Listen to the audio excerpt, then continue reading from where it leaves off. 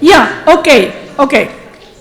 I'm loud in my voice always, even without microphone. So let's start, because I have a very sure impression that we are going to have very interesting presentation yet. We have had already so interesting day today, but we will continue. Shall we continue? Yeah, okay. So, and first, I'm very happy to ask Professor Petrikonis with colleagues to present real life, I mean the patients' cases. Yeah. Thank you, Professor. I would like to thank Ross and, of course, all participants, special dedicated participants from Europe, participating here and present our very successful case of poems. And I will say what we decided to do our presentation in 3 parts: hematology view, neurology view, and short summary. And probably you know what most ineffective method for education is lecturing. But its most effective method is to teach. And I think it's a good time to start to teach for our young rising star in hematology, Domas Vaitiekus. Thank you.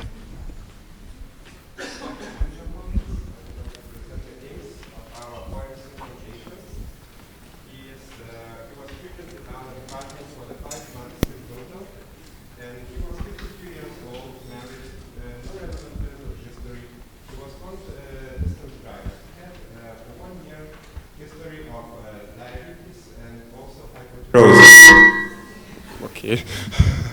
And also hypotyrosis. And also 6 months ago, before he was admitted to our department, he has the acute thrombosis of the left leg arteries. At the admission, the symptoms was that he had general weakness, pain in the legs and the arms, inability to stand and walk, to keep things in the hand, to work with the hands, loss of the weight. He lost about 30 kilograms in a year. And physical examination, he was asthenic. His strength in the arms was 2 points, in the legs 1 or 2 points, and reflex in the legs and arms were absent. We also found enlarged liver and the spleen, and also we had multiple hemangioma type lesions on the skin. The patient performance status at that moment was 4, and we also had some edemas in the leg. The patient was firstly admitted to the regional hospital where he was investigated, and during that investigation we found a mild anemia, thrombocytosis, and large liver, and also the spleen. We also had increased lymph nodes in the neck, and during oculist examination we had a papilla edema.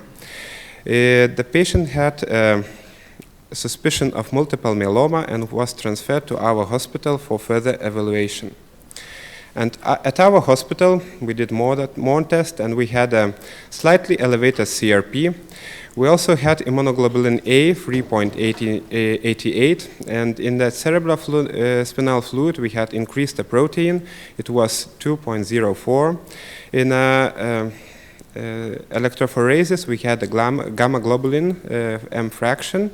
We had positive immunofixation for immunoglobulin A monoclonal, and in the bone marrow aspiration, we had 5% of plasma cells. This is the picture of the hemangioma type skin disorder on the scalp. And we had the diagnosis of POEM syndrome, what consists of the polyneuropathy, organomegaly, endocrinopathy, monoclonal gammopathy, and also skin changes. We fulfill all these things. Shortly about the POEM syndrome, it's description of syndrome-related symptoms was described in the 1938, but only acronym of POEMs was suggested in the 1980s. Pathophysiology is not very clear, it's unknown. There's thought that overproduction of pro-inflammatory and cytokines is one of the causes of all the syndrome. Epidemiology, it's a very rare syndrome, and exact incidence is unknown. The variation of the cases is from 0.3 to 3 cases per million. And most often it's hit by the patients, the male patients above 50 years, and the female-male ratio is 0.5 and 1. There is a Mayo Clinic study where were almost 100 patients, and there is a description of the symptoms that were found for the patients with the POEM syndrome. It was polyneuropathy, monoclonal plasma cell disorders, increased cerebrospinal fluid protein, osteosclerotic bone lesions, skin changes, endocrinopathy, organomegaly, weight loss, fatigue, papilledema, ascites, Castleman disease, and clubbing. We had almost everything for this patient. And there is also the International Myeloma Work Group criteria for POEM syndrome diagnosis, and we also fulfill both mandatory criteria. It's a polyneuropathy and monoclonal plasma disorders. We also had osteosclerotic lesions in the pelvis. We couldn't measure the VGFR, but I think it also would be fulfilled. And we had also all the minor criteria. It's organomegaly, extravascular volume overload, endocrinopathy, skin changes, papilledema, and thrombocytosis. There is no standard treatment for this POEM syndrome. The treatment options can be divided by the predominant symptoms. If there is a localized bone lesion, the radiotherapy could be appropriated. If there is multiple bone lesions, the treatment could be very similar like multiple myeloma. And for young patients with a good performance status, transplantation, autologous transplantation could be the best choice, and the response rate in this case describing about 75%. So, the patient condition deteriorated rapidly. Polyneuropathy progressed due to infections, complications. Antibiotic therapy also was prescribed, and antifungal, antiviral treatment was applied. Patient was malnourished, and we gave him enteral nutrition. Before proceeding to the transplantation, we gave him immunosuppression treatment with cyclophosphamide and methylprednisolone. And after the immunosuppression, we started preparing him for the transplantation. We made a workup by the protocol before the transplantation. We didn't find any significant contraindication for that. And on October, the 9th of October, we started mobilization. We gave him 3,000 milligrams of cyclophosphamide, our standard protocol, with a filgrastim from the 6th day. We had a complication on the day 10. We had a febrile neutropenia, and the standard treatment was started. And day after, he had no fever anymore after starting antibiotics. And in the flow cytometry, we had 27 10/6 CD cells in peripheral blood. And on the day 11, we performed the first apheresis. He tolerated apheresis very badly, and it was too little from the first apheresis, so we performed apheresis after 1 day. And totally, we got 7.2 per kilo CD34 cells. After apheresis, we had repeated lung infection caused by weakness of muscles, and immunosuppression remained the main problems. We had increased capillary permeability, we had a pleural effusion, and also ascites. We had hypoalbuminemia. It was nadir 27 grams per liter. We had all the time the antibiotics, and because of anorexia and also the mucositis, we had to use the parenteral feeding for this patient, and also albumin infusions and other very intensive supportive treatment. This is the CT scan just after the apheresis. We had a pleural effusion and also in the lungs. And with help of feeding, hypoalbuminemia was improved. Capillary permeability was also improved with a very small dose of prednisolone. And with the antibiotics, we controlled the infection. We made a control CT scan in December, and it was the big improvement. And the patient condition was stable, no active infection at that time, and the worsening of polyneuropathy. And on December 18, 2015, we started conditioning with a standard hour protocol with melphalan and supportive treatment. And on that 21st of December, just before Christmas, we gave him transplantation, 5.4 CD34 per kilo, and cell transfusion was successful. We have engraftment of leukocytes on day 12 and thrombocytes engraftment on day 17 for this patient. And after the transplantation, almost after 1 month, antibacterial treatment was de-escalated and the patient was transferred to the neurorehabilitation unit with a prophylactic treatment, fluconazole, acyclovir, Bactrim, and omeprazole. And 4 months after transplantation, he was discharged from the rehabilitation. And the status of the patient during discharge, the strength in the arms was increased from 1 to 3. Strength in the legs also was increased to 3. Performance status was 2. Patient is able to eat by himself, make some work. During neurological examination, reflexes can be obtained, and neurological status gradually improving. Patient can walk with a walker. He gained about 20 kilos, and the pain is now easily controlled with the NSAIDs, and the patient is no more bed patient. And if not treat, without systemic treatment, patient with a rapidly progressing polyneuropathy become a bed patient, and most patients die to pneumonia caused by hypoventilation and immunosuppression. Other causes of death is rapid fluid extravasation. Otherwise, the myeloma patients, they rarely die from bone marrow failure, pathological fractures, or hypocalcemia. And the worst prognosis for the POEMS patients is then we have a fluid extravasation. It's around 2.6 years. Thank you. And the neurologist.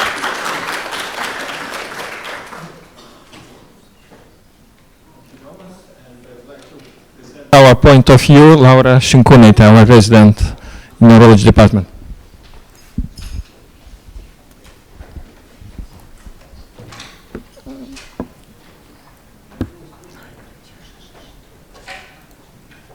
Okay, hello everyone. I'm a second-year resident student in our neurology department, and I would like to share a short neurological point of view, and my professor Kestutis Petrikonis will help me answer some questions and make a short commentary afterwards. So I'd like to elaborate a bit on the neurological symptoms that Domas has already mentioned before. So when Professor first came into consultation, he saw the patient who was complaining of numbness, weakness for hands and legs that were progressing over 9 months. And on neurological testing, he saw the diminished muscle strength in the hand, both in hands and legs, significant muscle atrophy. There were no deep tendon reflexes; they were absent, and there was also hypoesthesia and diminished sensory impairment in different modalities like vibration and joint position sense. So in neurology, when we have this combination of symptoms, we think first of the polyneuropathy, and we have the main diagnostic test to confirm that is the electroneuromiography, which helps to define the main variant of pathogenesis. So they can be axonal damage. Also, we can have demyelinating changes and mixed pattern changes. And this is important because this helps to further direct us to choosing right blood test, for example, because if you have axonal damage, you should focus on glucose, vitamin B deficiency, thyroid impairment, and other pathologies. And if you have demyelinating changes, it's really important to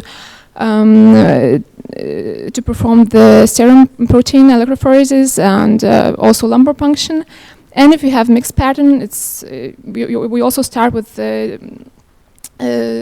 test for demyelinating changes because we consider that is the primary pattern of lesion. And as we'll see in the next slide, our patient had mixed pattern polyneuropathy.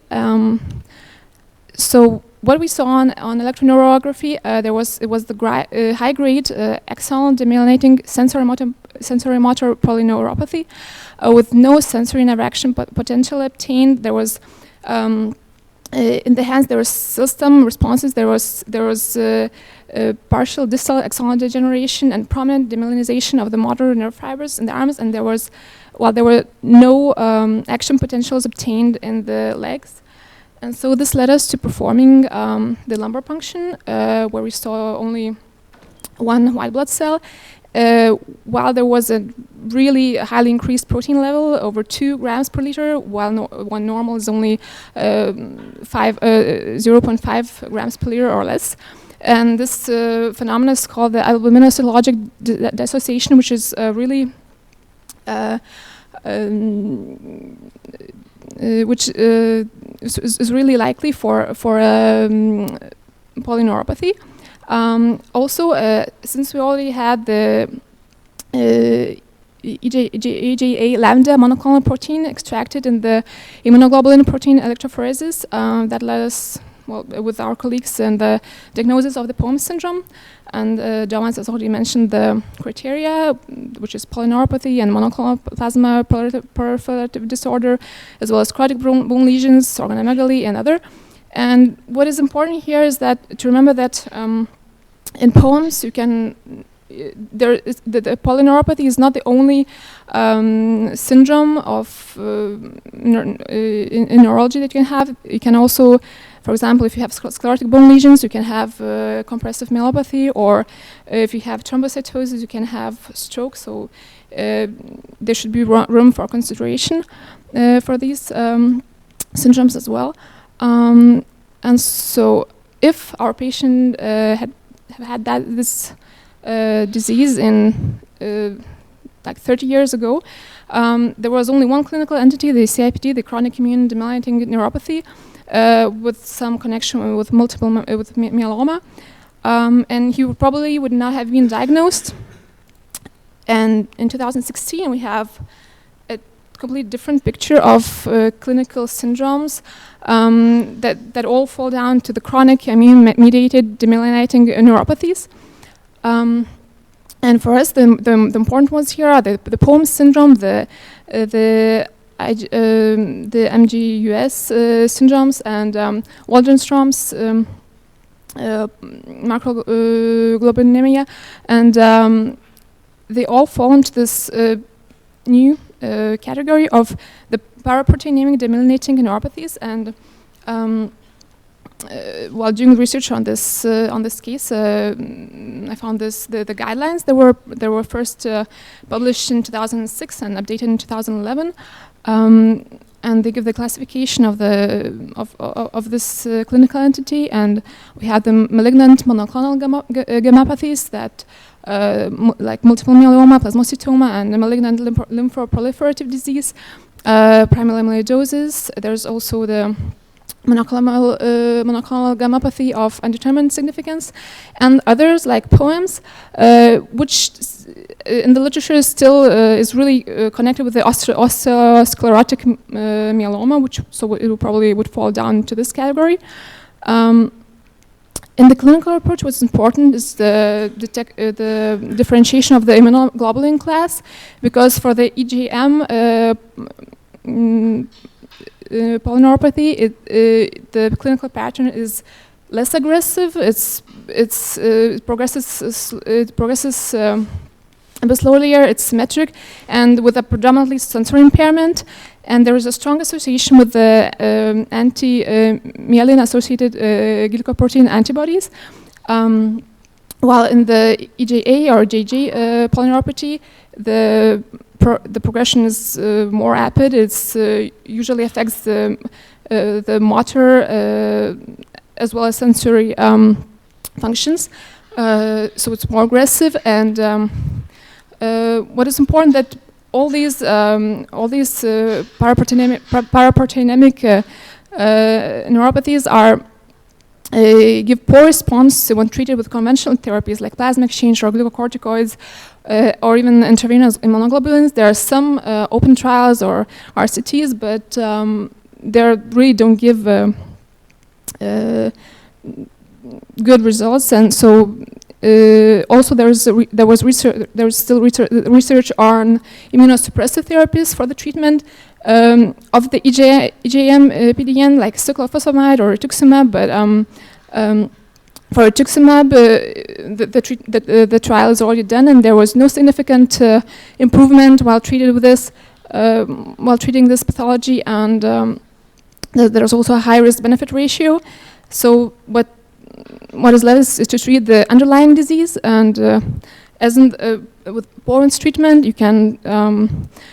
The radiation is sometimes effective, also dexamethasone, which gives some neurological improvement. But as we could also see in this case, the autologous stem cell transplantation gives dramatic improvement, also in neurological symptoms, and we're really happy to see this patient starting to walk and recover. So to end, I would like to thank you for your attention, and to share this, in this pattern you can see all the different types of paraneuroplastic neurological syndromes. So we can see that there is really a area for our future collaboration. So thank you.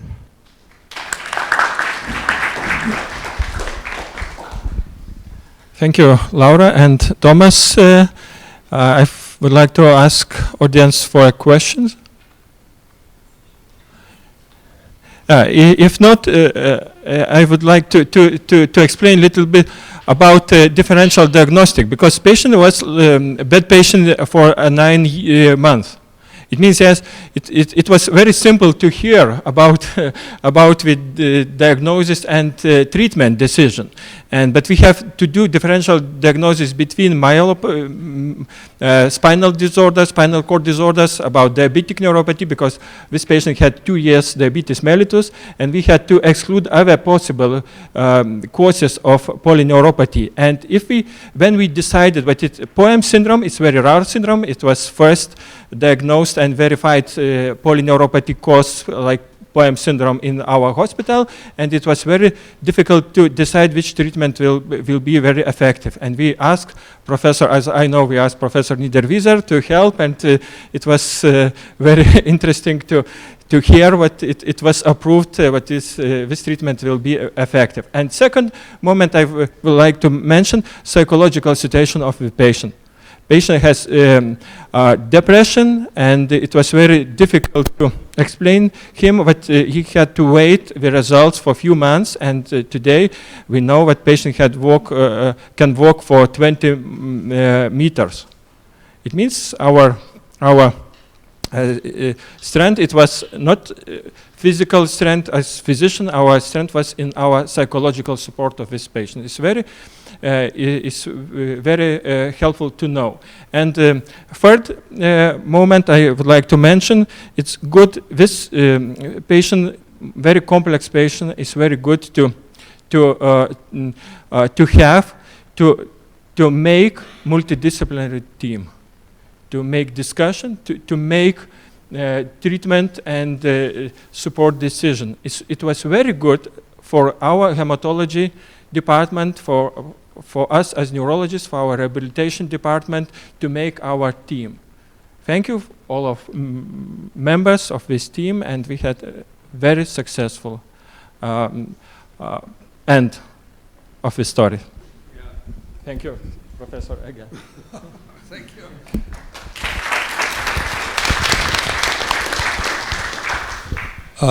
Congratulations, by the way, to have made the right diagnosis and to have thought about autologous transplant. And you know, transplantation is only, it's a cooperation, it's not a hematology treatment. So we had a patient also in Leipzig, which got transplanted 3 years ago, Frau Jeckel.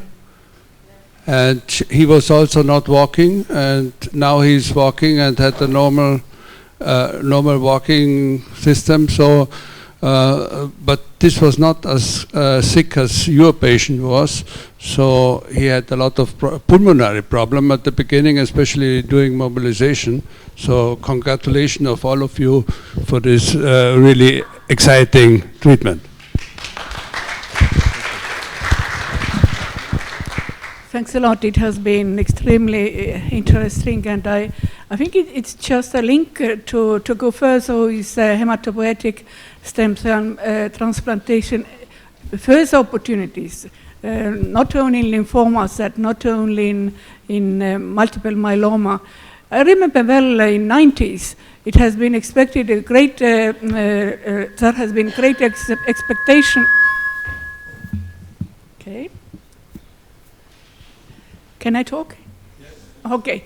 In the case of breast cancer, it's lots of high-dose chemotherapy used with expectation to have really solve the problem, but it unfortunately was not the good result. But what is the situation today in the use of autologous peripheral blood or bone marrow stem cells in solid tumors?